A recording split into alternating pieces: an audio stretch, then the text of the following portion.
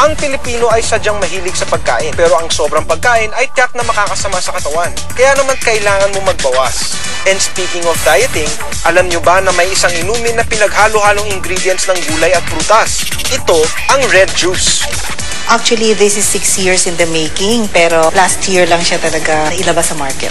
It has around more than 30 natural ingredients like mga fruits and vegetables natin. Nandiyan yung mga ampalaya, nandiyan yung mga luya, pero meron din siyang ingredient na nanggaling sa ibang bansa. Ang talagang pinaka-effect niya sa body natin, nagre-reduce siya ng toxins, and after that, you will feel better. Kasi syempre, move out mo yung kung ano yung mga hindi na dapat nandiyan dyan sa loob ng katawan natin.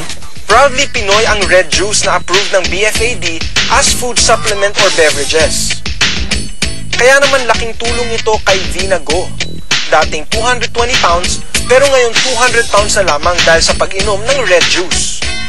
Mga 1.5 months. Gumaan yung feeling ko, tapos yung confidence level ko tumaas. Tapos mas masarap yung tulog ko.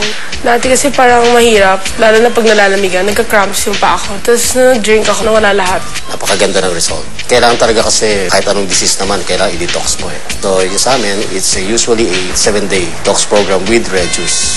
Eventually, yung for every pound, bumababa yung blood pressure eh. And of course, yung pinaka-net effects, nagkakaroon ng weight loss. Naglalaman ng 2 litro para ka lang uminom ng juice na nabibili sa supermarket.